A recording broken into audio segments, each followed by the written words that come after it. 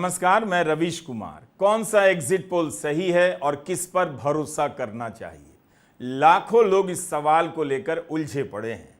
नतीजा तो आएगा 4 जून को और उस दिन एक ही नतीजा आएगा, एक ही नंबर होगा। लेकिन 1 जून को मतदान समाप्त होने के बाद से लेकर 3 जून तक नंबरों की भरमार मच जाएगी। हर चुनाव के बाद सबसे बड़ा सवाल यही हो जाता है कि किसके एग्जिट पोल पर भरोसा करें, किसका वाला सही होगा। अब तो हालत यह हो गई है कि कई लोग सट्टा बाजार के आंकड़े से भी खुश हो लेते हैं। हम आज के वीडियो में आपके इस संकट पर बात करेंगे, किस एग्जिट पोल पर भरोसा करना चाहिए, किस पर नहीं और क्यों नहीं करना चाहिए। भारत में एग्जिट पोल करने वाली कंपनियों के दावे, सट्टा बाजार के आंकड़े, राजनीतिक दलों के अपने अपने सर्वे, खुफिया विभाग के सर्वे, तमाम तरह के नंबर मार्केट में घूमने लग जाएंगे। इनके बीच 2-4 एंकर और पत्रकार भी अपना नंबर मार्केट में छोड़ चुके हैं। एग्जिट पोल पर संदेह होता है तो लोग पत्रकार पर भरोसा करने चले जाते हैं और पत्रकार पर डाउट होता है तो लौटकर एग्जिट पोल पर भरोसा करने लग जाते हैं। किसका नंबर सही है यह सवाल ही गलत है। हम आज के वीडियो में इसी पर बात करेंगे।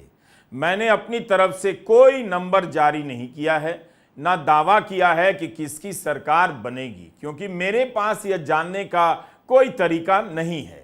जरूर मैं भी कई पत्रकारों से बात करता हूं, बहुत से लोगों से बात करता हूं, कमेंट पढ़ता हूं। कभी मैं भी इस तरह के दावे दोस्तों के बीच कर लिया करता था और सही भी निकल आते थे, लेकिन अब नहीं करता हूं। 2 कारणों से। एक कि इससे असली मुद्दों पर बात करने की जगह कम हो जाती है, उनसे ध्यान हटता है, और दूसरा, सर्वे का अपना एक वैज्ञानिक तरीका होता है। मेरा गेस सही हो जाए या गलत हो जाए, दोनों ही स्थिति में मैं उस वैज्ञानिक तरीके का पालन नहीं कर सकता। इतना संसाधन भी नहीं है, तो दावा करने से बचना चाहिए। अब तो चुनाव बीत गया, लेकिन आप याद कीजिए कितने पत्रकारों ने भारतीय रेल की यात्रा की और सरकार के दावों की जांच की।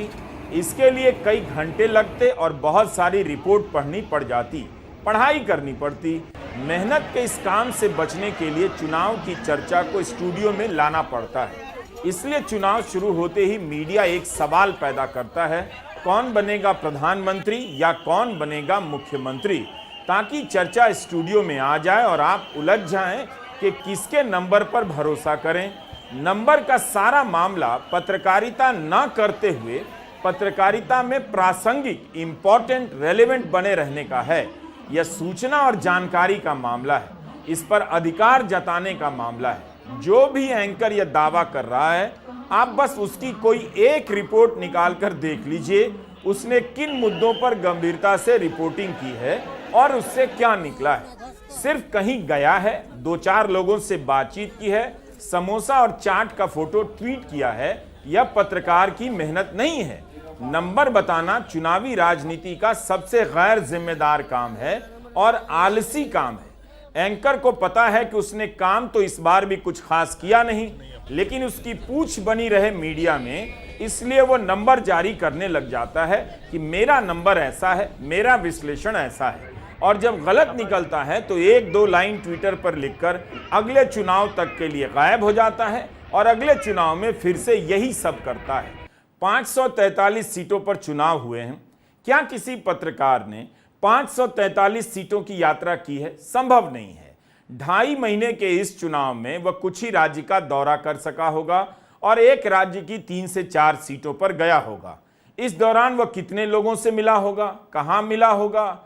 भारत जैसे देश में क्या आप 400, 500 या 1000 लोगों से मिलकर दावा कर सकते हैं कि बीजेपी को इतनी सीटें आ रही हैं, कांग्रेस को इतनी आएंगी? जब आप यही सवाल पूछ लेंगे कि आपका दावा तो ठीक लगता है, बताइए आप इस दावे पर पहुंचे कैसे, कितने लोगों से बात की, उनकी प्रोफाइल क्या थी, तो भाई लोग, खासकर एंकर लोग, दांत चियार देंगे। भारत में एग्जिट पोल का इतिहास सही और गलत दोनों का है। जिसका सही होता है उसके बारे में भी आप नहीं जानते कि उसने सर्वे कैसे किया, सैंपल का आकार कितना बड़ा था, सवाल किस तरह से पूछे गए थे। हालत यह हो जाती है कि जिसका भी एग्जिट पोल गलत निकलता है उस पर भी लोग अगले चुनाव में भरोसा करते हैं। नंबर जानने की जल्दी आपको भी रहती है और चैनल वाले तो आपसे भी जल्दी में रहते हैं। सीटों की संख्या को लेकर तरह तरह से जिज्ञासाएं पैदा करते हैं। इंतजार कीजिए, अगला नंबर यूपी का आने वाला है, देखेंगे 80 सीटों पर क्या होने वाला है।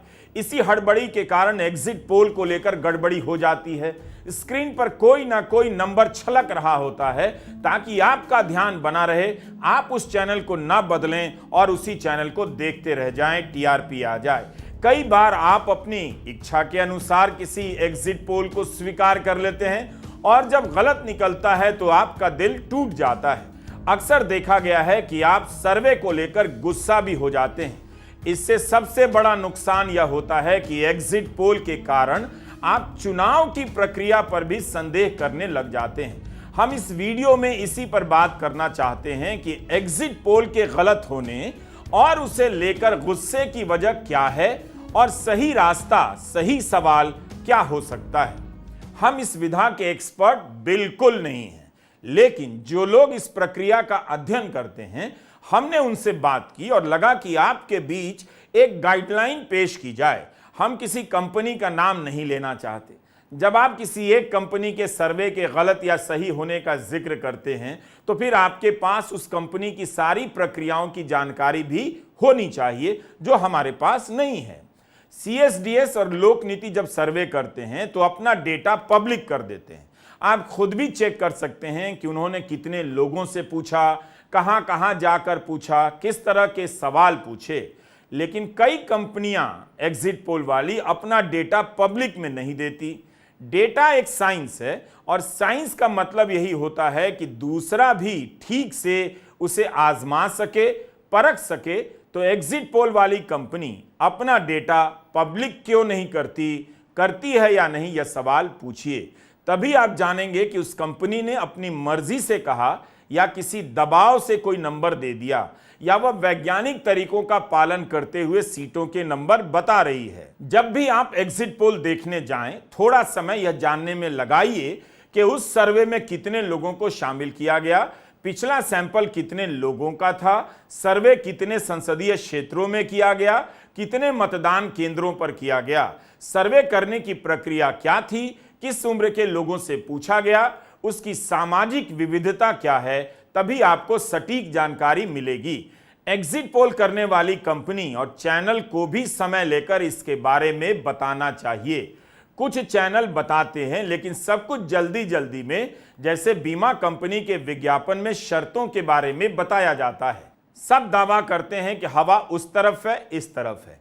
जैसे मीडिया में मठाधीश हो गए हैं जो नंबर का दावा करते हैं, वैसे ही पार्टियों के भीतर भी ऐसे लोग मठाधीश बन जाते हैं जो नंबर के सहारे नेतृत्व के निकट होने लग जाते हैं। पार्टी के भीतर एक नया ही ग्रुप तैयार हो जाता है। राहुल गांधी लिखकर देने लग जाते हैं, मोदी हार रहे हैं तो मोदी भी दावा करने लग जाते हैं कि कांग्रेस को राहुल की उम्र से कम सीट आएगी। चुरमुरी ने अपने ट्विटर हैंडल पर राजनेताओं और दलों के दावों की एक सूची बनाई है। राहुल गांधी के अनुसार बीजेपी को 150 सीट आ रही है। अरविंद केजरीवाल कहते हैं बीजेपी 200 से नीचे रहेगी। ममता बनर्जी के अनुसार बीजेपी 200 से नीचे रहेगी। यशवंत सिन्हा भी 200 से नीचे नंबर देते हैं, लेकिन पीयूष गोयल बीजेपी को 370 सीटें देते हैं। अमित शाह अभी तक 400 पार का नारा लगा रहे हैं। नरेंद्र मोदी ने कांग्रेस को 50 पर सिमटा दिया है। आरएसएस के आंतरिक सर्वे के अनुसार, यह मीडिया में छपता रहता है, बीजेपी को 214 सीटें मिल रही हैं। इंटेलिजेंस के सूत्रों के मुताबिक बीजेपी को 227 सीटें आ रही हैं। परकला प्रभाकर कह रहे हैं बीजेपी को 220 से 230 सीटें आ रही हैं। शरद पवार का दावा है एनडीए को 240 से अधिक सीटें नहीं आएंगी। योगेंद्र यादव के अनुसार बीजेपी को 240 से 260 सीटें आएंगी। पोल पोल्स के अनुसार एनडीए 345 सीटें जीतेंगी। इस तरह की खबरें मीडिया में छपी हैं, नेताओं ने बयान दिए हैं। हो सकता है इनमें से किसी एक की बात सही निकल जाए, लेकिन तब भी आप नहीं कह सकते कि उन्होंने यह दावा वैज्ञानिक आधार पर किया था। जिज्ञासा तो होती ही है कि कौन जीतेगा, लेकिन दावा जब भी किया जाए उसका आधार सही होना चाहिए। महानगरों में बहुत से लोग ओला उबर के टैक्सी ड्राइवर से पूछकर हवा सूंघ लेने का दावा करते हैं। इसका एक क्लास एंगल भी है कि कुलीन एंकर अपनी क्लास छोड़कर असल जनता क्लास से राय ले रहा है। पत्रकार अनिंद्य चक्रवर्ती ट्विटर पर लिखते हैं कि इस तरह के आंकड़ों से निष्कर्ष निकालने का कोई तरीका नहीं। यह तभी सही हो सकता है जब एक तरफा लहर चल रही हो। उबर का सैंपल रैंडम नहीं है।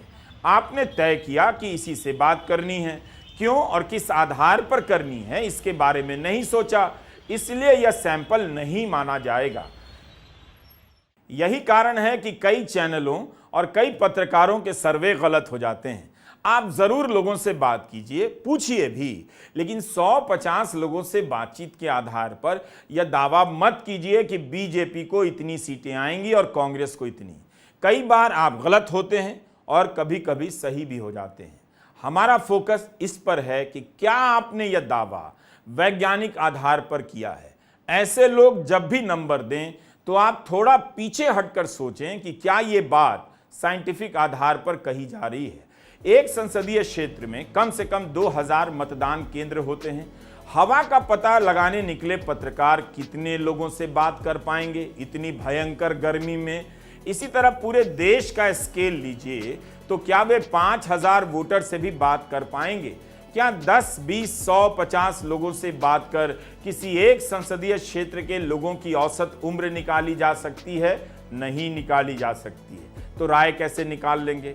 भारत के लोगों की औसत उम्र का ही पता लगाना है तो एक अच्छा रिसर्चर क्या करेगा? आबादी की सूची से 1000 लोगों का चुनाव रैंडम तरीके से करेगा, उसके आधार पर औसत उम्र निकालेगा। अगर आप 1000 लोगों का रैंडम सैंपल लेंगे तो आपको 1000 लोगों की औसत उम्र का पता चल सकता है। जैसे जैसे आप यह संख्या बढ़ाते जाएंगे, 1000 की जगह 10,000 कर दें तो आप असली नंबर के कुछ करीब पहुंचने लग जाते हैं। आपका गैस अच्छा हो सकता है। 1 अरब लोगों का सर्वे कर दें तो उसका औसत हमेशा सत्य माना जाएगा, लेकिन वो करना तो संभव है नहीं। तब आप 1 लाख का इंटरव्यू करेंगे तो वह सत्य के कुछ करीब हो सकता है, उसकी दिशा बताई जा सकती है। इसका मतलब है कि जिसका भी सैंपल बड़ा होगा उसका कुछ सटीक हो सकता है, लेकिन याद रखिए सैंपल बड़ा होने से ही सब सही नहीं हो जाएगा। सैंपल की प्रोफाइल क्या है, मतलब किस उम्र के लोगों से पूछा गया है, किस जाति के लोगों से पूछा गया है, शहर के कितने हैं, गांव के कितने हैं। तब आपका एग्जिट पोल शायद गलत ना हो, अपवाद हो सकते हैं, लेकिन एक रुझान का पता चल जाएगा कि किसकी सरकार बनने वाली है। लेकिन आपको तो नंबर जानने की जल्दी है। बीजेपी को कितने नंबर आ रहे हैं, कांग्रेस को कितने। वोट शेयर शायद नंबर से बेहतर है, लेकिन इसकी भी अपनी समस्याएं हैं। वोट शेयर से नंबर कैसे निकाला गया है? एग्जिट पोल करने वाली कंपनी को अपना सैंपल और फॉर्मूला दोनों बताना चाहिए, तभी तो दूसरे लोग भी कॉपी चेक करेंगे कि आपने सही हिसाब निकाला या नहीं। जैसे ही आप वोट शेयर छोड़कर नंबर देने लग जाते हैं, तिकड़मबाजी शुरू हो जाती है। हम हमेशा नंबर देखते हैं कि किसका सही हुआ, बल्कि हमें यह भी देखना चाहिए कि एग्जिट पोल वाली कंपनी ने किसी पार्टी का वोट शेयर कितना बताया और 4 जून को कितना आया। क्या उसमें कोई तालमेल है? उसी से पता चल जाएगा कि एग्जिट पोल सही है और कितना गलत। तो सबसे पहले पूछिए सर्वे में सैंपल का आकार क्या है? क्या आपने रैंडम सैंपल किया? कितने मतदान केंद्रों से सैंपल उठाए? आप यह भी सवाल पूछिए कि इस सैंपल का चुनाव कैसे किया गया। टेलीफोन से 100 लोगों को फोन लगाया गया, या इंटरनेट से पूछा गया, या मतदान केंद्रों पर जाकर किया गया। तीनों के अलग अलग नतीजे हो सकते हैं। ऐसा आप नहीं कर सकते कि तीनों को मिलाकर एक नंबर निकाल दिया, तभी गलत होने के चांस ज्यादा बढ़ जाते हैं। यूपी में जैसे लोकसभा की 80 सीटें हैं, तो आप कम से कम 20 सीटों का चुनाव तो करेंगे ही। फिर उन 20 सीटों में से कुछ विधानसभाओं को भी तय करेंगे, कुछ मतदान केंद्रों की भी संख्या लेंगे। सभी मतदान केंद्रों पर 10 या 50 लोगों का इंटरव्यू करेंगे। इस प्रक्रिया पर चलते हुए आप 10 से 15 हजार के सैंपल पर राष्ट्रीय रुझान का पता लगा सकते हैं। एग्जिट पोल वाली कंपनी का किसी चैनल से टाई अप हो जाता है, चैनल एग्जिट पोल करने वाले को अपना चेहरा बना देता है, विज्ञापन बन जाता है। यह सब तमाशा करने से अच्छा है कि चैनल अपने एग्जिट पोल का डेटा पब्लिक कर दे, पहले चरण के मतदान के बाद जब शाम 7 बजे आंकड़ा आया तो मतदान का प्रतिशत 60 के आसपास था, लेकिन जब 30 अप्रैल को डेटा आया तो 66.14% हो गया। सवाल तो पूछिए कि इससे एग्जिट पोल के डेटा पर क्या असर पड़ता है। पहले और दूसरे चरण का मत प्रतिशत 5.5% से अधिक बढ़ गया। पहले तो चुनाव आयोग ये आंकड़े सार्वजनिक ही नहीं कर रहा था। विपक्षी पार्टियों और एडीआर, कॉमन कॉज जैसी संस्थाओं के शोर मचाने के बाद ये आंकड़े जारी किए गए। सुप्रीम कोर्ट में एडीआर की याचिका पर सुनवाई के दौरान चुनाव आयोग बताता रहा कि ये आंकड़े सार्वजनिक क्यों नहीं करने चाहिए। फिर 2 दिन बाद खुद ही इन्हें सार्वजनिक कर दिया। जब चुनाव आयोग के पहले 2 चरणों के आंकड़ों में इतना फर्क था तो एग्जिट पोल की विश्वसनीयता और घट जाती है। कम से कम इस पर संदेह तो और बढ़ जाते हैं। आप सवाल पूछें तो हो सकता है जवाब मिलेगा। एक बड़ा सवाल है कि क्या वोटर सर्वे करने वाली कंपनी को सही बता रहा है। टीवी पर आप ऐसे कई कार्यक्रम देखते हैं जिसमें पत्रकार लोगों से बात करते हैं। ऐसे कार्यक्रमों में बोलने वाले लोगों को वॉक्स पॉप कहा जाता है। आप ऐसे कार्यक्रमों को देखिए जरूर, लेकिन यह जानने के लिए कि लोग किस तरह से अपनी राय रखते हैं, उनकी सूचना का आधार क्या है, उन्हें कितना पता है, मगर उसके आधार पर यह मत तय कीजिए कि हवा किसके खिलाफ है। फिर आपको झटका लगेगा। इसका मतलब यह नहीं कि वॉक्स पॉप गलत था, आपने उसे सैंपल समझने की गलती की और उसके आधार पर नतीजा निकाला। दूसरा, इसी तरह की जगहों पर औरतें नहीं होती। वॉक्स पॉप में भी औरतें बहुत कम नजर आती हैं। फिर अचानक आप जागते हैं और कहने लग जाते हैं कि महिला वोटर गई किधर। उन्हें आप एक समूह मान लेते हैं कि महिलाएं भीड़ की तरह किसी एक ही नेता के पीछे जा रही हैं। इसमें होता क्या है, मान लीजिए 1 लाख का सर्वे किया पर रैंडमली नहीं किया, 1 लाख के जवाब आ गए। मेरे सैंपल में मान लीजिए 70% आदमी हैं, 30% औरतें हैं। अब इस सर्वे में आदमी और औरतों की संख्या में बहुत अंतर है। यहां से खेल शुरू होता है वेटेज का। आप पुरुष मतदाताओं के वेटेज को कम कर देते हैं, 70 लोगों के मत को 50 लोगों के मत के बराबर पर ले आते हैं और 30% औरतों को 50% मान लेते हैं। यहीं पर गलती हो सकती है। आपने अगर सर्वे ठीक किया होता तो अनुमान लगाने की जरूरत नहीं पड़ती। अनुपात के आधार पर आप किसी की राय नहीं बना सकते। आप सोचिए कि सर्वे में अनुसूचित जाति, जनजाति और मुसलमानों का प्रतिनिधित्व बहुत कम है, ब्राह्मण, राजपूत का ज्यादा है। बैलेंस करने के लिए आप ब्राह्मणों के सैंपल को कम करते हैं, मुसलमानों के सैंपल को कई गुना बढ़ा देते हैं। इसलिए सैंपल के बारे में विस्तार से जानना बहुत जरूरी है। तो मैं फिर से दोहरा रहा हूं, आपके लिए जानना जरूरी है कि कितनी सीटों पर सर्वे हुआ, हर सीट पर कितनी विधानसभाओं में सर्वे हुआ, कितनी विधानसभाओं के कितने मतदान केंद्रों पर हुआ। इसी के साथ उम्र के हिसाब से, लिंग के हिसाब से और जाति के हिसाब से सर्वे का सैंपल साइज क्या है पूछिए। भारत जैसे देश में अलग अलग राज्यों में स्विंग अलग होती है।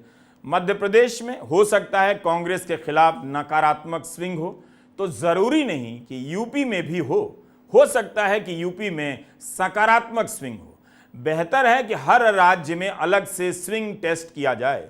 अलग अलग करेंगे तभी हमें पता चलेगा कि यूपी में इंडिया गठबंधन की तरफ कितना वोट गया और बीजेपी की तरफ कितना।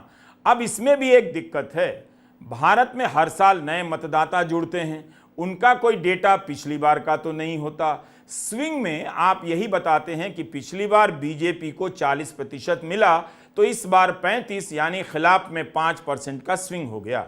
लेकिन इसमें तो पहली बार वोट डालने आए वोटर का क्या रोल है, कितना हिस्सा है, वो आप नहीं बताते। इसलिए कई बार स्विंग को लेकर भी समस्या हो सकती है। यही नहीं, भारत में हर बार नई नई पार्टियां आ जाती हैं, पार्टियां अलग अलग गठबंधन में चली जाती हैं, कुछ भी स्टेबल नहीं है, स्थायी नहीं है। एक उम्मीदवार आज कांग्रेस से लड़ रहा है तो वही अगला चुनाव बीजेपी से लड़ता है। जैसे 2019 में ज्योतिरादित्य सिंधिया कांग्रेस से लड़े, 2024 में बीजेपी से लड़ने आ गए। कांग्रेस के हजारों कार्यकर्ता उनके पीछे पीछे बीजेपी में आ गए। इसलिए आप पिछले चुनाव के आंकड़ों को आधार बनाने से पहले कई सवालों को परख लीजिए। महाराष्ट्र में अब आप कैसे डेटा लेंगे? शिवसेना और एनसीपी दोनों टूट गई हैं, तो इस बार किस आधार पर आप विश्लेषण करेंगे? भारत की राजनीति की यह सब चुनौतियां हैं। हमारा कहना है कि इन सब में वोट शेयर हर चुनाव में अलग होता है। ऐसे में आप वोट शेयर से सीटों का नंबर नहीं निकाल सकते। पूरी पोलिंग इस पर आधारित होती है कि आप अतीत के आधार पर भविष्य बता रहे हैं, लेकिन यहां अतीत ही बदल गया। हर चुनाव में कई नेता पाला बदलते हैं। अतीत के मुकाबले खुद पार्टी का वर्तमान बदल जाता है। तो किस लेवल पर जाकर आप स्विंग की गिनती करेंगे और सीटों की संख्या बताएंगे। अब आते हैं पोल अप पोल्स पर। इसमें भी एक घपलेबाजी हो सकती है। एग्जिट पोल करने वाली सभी कंपनियों के नंबर लेकर औसत निकाला जाता है। इसमें उन कंपनियों के नंबर पर भी भरोसा कर लिया जाता है जिनका दावा कई बार से गलत हो रहा है और जिन्होंने इस बार भी गलत किया है। क्या हम एग्जिट पोल करने वाली किसी कंपनी की रेटिंग करते हैं, उसके आधार पर उसका वेट तय करते हैं, या गलत सही सबको मिलाकर एक मानक तैयार कर देते हैं, औसत निकाल लेते हैं और इसका नाम देते हैं पोल ऑफ पोल्स। हमारा जोर इस बात पर है कि जिस एग्जिट पोल को आप इतना भरोसे से देखते हैं उसके साइंस को समझिए। क्यों सैंपल साइज बड़ा होना चाहिए, क्यों नंबर की जगह वोट शेयर होना चाहिए, इसे जानिए। और वोट शेयर से अगर आप सीट निकाल रहे हैं उसका फॉर्मूला क्या है आपको पता होना चाहिए। तब आपका गुस्सा प्रैक्टिस पर होगा, पूरी प्रक्रिया पर नहीं। एक डॉक्टर ने सर्जरी गलत कर दी, यह उस डॉक्टर की कमी हो सकती है, ना कि मेडिकल साइंस की। यही नहीं, पोल बोलकर विश्वसनीयता बनाने का भी खेल होता है, जबकि है तो यह सर्वे, अनुमान। पोल कहने से लगता है मतदान का ही नतीजा है। एग्जिट पोल बहुत बड़ा बाजार है, टीआरपी का सट्टा मार्केट। करोड़ों रुपए का इसमें खेल होता है। एग्जिट पोल की अटकलों को 3 दिन मिलता है, चुनाव के नतीजे आधे दिन में आ जाते हैं। इससे आपको अंदाजा हो जाना चाहिए कि मतदान के बाद और नतीजों से पहले का यह बाजार कितना बड़ा है और इसे किस तरह से बचा कर रखा जाता है ताकि इसी दौरान चैनलों की कमाई हो जाए। अमेरिका में मतदान खत्म होने के कुछ घंटे के भीतर वोटों की गिनती शुरू हो जाती है। भले ही यह गिनती लंबी चलती है, लेकिन इस कारण एग्जिट पोल का बाजार वहां नहीं बन पाता। आप 50 पेज का सर्वे निकाल रहे हैं, आप 15 मिनट में नहीं समझा सकते कि आपने सर्वे किया कैसे। अगर आप ये सब बातें बताएं तो लोग यकीन करेंगे कि आपकी प्रक्रिया सही है, न कि इसलिए कि आपने कहा है। मूल बात यही है कि आप सबूत, एविडेंस के आधार पर बोल रहे हैं या अपनी पोजीशन, अथॉरिटी के आधार पर। जिसके पास भी साक्ष्य होगा वह इस तरह का दावा नहीं करेगा, लेकिन जो अथॉरिटी के आधार पर बोलता है वो दावा करता है कि मैं फला फला हूं, देखना मेरा नंबर सही निकलेगा। ये बड़ा ही सामंती नजरिया है। चैनलों के जो विशेषज्ञ होते हैं वे अथॉरिटी के आधार पर बात करते हैं, एविडेंस की मात्रा कम होती है। यही कारण है कि एग्जिट पोल और असल नतीजे में अंतर आ जाता है। नमस्कार, मैं रवीश कुमार।